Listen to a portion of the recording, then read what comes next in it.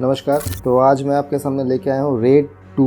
तो मैं ये कहना चाहूँगा, रेड 2 मूवी से पहले आपकी मूवी आई थी रेड, जो कि अजय देवगन की बहुत ही अच्छी मूवी थी। सस्पेंस थी, थ्रिलर थी, ड्रामा था। सेम उसी का सीक्वल पार्ट अभी आया है आपका रेड 2। मैं शहजादा आपके सामने आज रेड 2 के बारे में पूरा बताना चाहूँगा कि रेड 2 मूवी कैसी है, कैसी नहीं है, उसकी क्या क्या मूवीज़ में क्या क्या चीज़ है जो आपको बहुत पसंद आने वाली है। तो मैं आपको एक चीज़ और जैसे कि बताना चाहता हूँ, रितेश देशमुख इस मूवी में बहुत ही अच्छा विलेन का नेगेटिव रोल किया है, जिसमें अजय देवगन को पूरा का पूरा खड़ा कर दिया है एक कटखड़े में, जहाँ अजय देवगन उसके सामने पूरा हारता हुआ नजर आ रहा है इस मूवी में।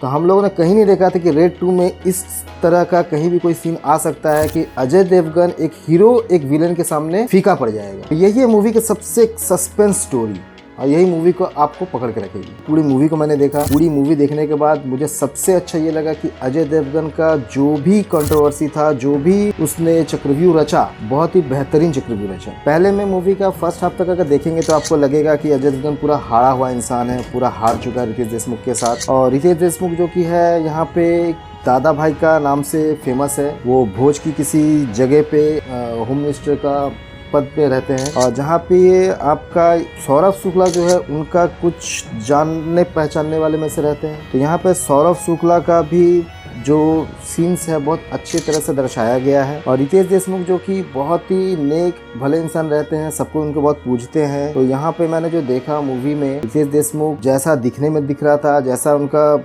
नेचर था, नेचर के हिसाब से वो कहीं से नहीं लग रहे थे वो करप्ट इंसान हो सकते हैं, या फिर कहीं से भी उनके अंदर कोई भी इलीगल एक्शन इंसान ले सकता है। तो यहाँ पे जो है अजय देवगन, अमय पटनायक, ठीक है, जो इनकम टैक्स कर्मचारी रहते हैं, कमिश्नर रहते हैं, उसने जब रेड किया तो उनको भी भरोसा था कि मैं इनको रंगे हाथे पकड़ लूंगा। मगर सबसे ट्विस्ट वाली जो कहानी है आपकी इसमें समझ में आएगी, रितेश देशमुख ने इतने अहम तरीके से अपने आप को इस मूवी में किरदार का पार्ट किया है, उसने उसको हरा दिया। अजय देवगन कभी नहीं सोचा होगा इस जगह में अमय पटनायक कि मैं कभी किसी विलेन के सामने हार जाऊंगा। वो पूरी तरह से टूट चुका होता है, सस्पेंशन हो जाती है उसकी, उसको बर्खास्त कर दिया जाता है। तो जब उसको बर्खास्त कर दिया जाता है तब उसको एक चीज़ समझ में आता है, जब उसकी बेटी ने उसको एक चीज़ बोला कि पापा कभी कभी चीज़ें खुद के सामने होते हुए भी नज़र नहीं आती। तो ये एक दूसरा टर्निंग पॉइंट था मूवी का, जिसने अजय देवगन को सोचने पे मजबूर कर देता है कि ऐसा क्या हो सकता है। तब वो थोड़ा इंक्वायरी करता है। इंक्वायरी करने के बाद मूवी में कुछ ट्विस्ट दिखते हैं उनको कुछ दिखता है कि उनके नाम से कुछ लैंड रिजर्वेशंस है, किसी और के नाम पर लैंड लेकर रखा है। इस तरह से बहुत सारे इंक्वायरी करने के बाद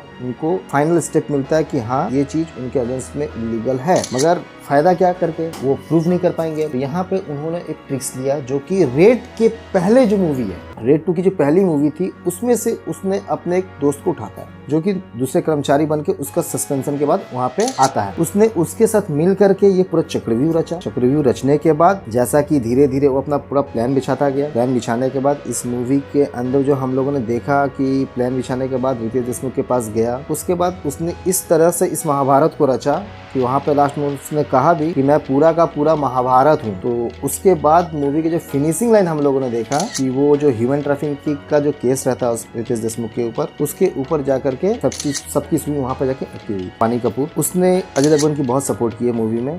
उसने ह्यूमन ट्रैफिकिंग का जो केस है, लड़कियों के साथ जाके मिला, लड़कियों को कन्विंस किया कि आप आओ, आप आके अपना बयान दो इसके खिलाफ, दादा भाई के खिलाफ। तब लड़कियों ने जब राजी हुआ, तब जाके ये केस कहीं ना कहीं से अजय देवगन को पॉजिटिव वे में लेके जाती है। तो यहाँ पे वानी कपूर का भी बहुत अहम किरदार है। अगर वानी कपूर शायद नहीं होती तो अजय देवगन शायद इस अमय पटनायक नहीं जीत पाता ये केस। उसके बाद अब मैं जो मूवी देखने के बाद आप लोगों से ये पूछना चाहूंगा कि अगर आप लोगों ने किसी ने भी मूवी देखा है तो क्या आपको कहीं भी लगता है कि रेड का पार्ट 3 आ सकता है? किसी को भी अगर लगता है तो, अगर लगता है तो काइंडली इस चैनल पे सब्सक्राइब कीजिए। सब्सक्राइब करने के बाद हमें अपना रिव्यू दीजिए। मगर मैं आपको बताना चाहूंगा कि अगर आप लास्ट तक मूवी देखे होंगे तो सौरभ शुक्ला की एक चीज देखे होंगे, सौरभ शुक्ला ने दादा भाई का जितने भी एमएलए थे सबको खरीद लिया। दैट मीन्स रेड 3 इसके बाद आने वाली। बहुत जल्दी मैं रेड 3 के बारे में भी आपके सामने लेके आऊँगा, मगर जाने से पहले मैं ये बताना चाहूँगा कि ये जो मूवी है रेड, अब तक की सबसे बेहतरीन मूवी रही है शैतान के बाद अजय देवगन की। तो अजय देवगन की मूवी आप ना छोड़े।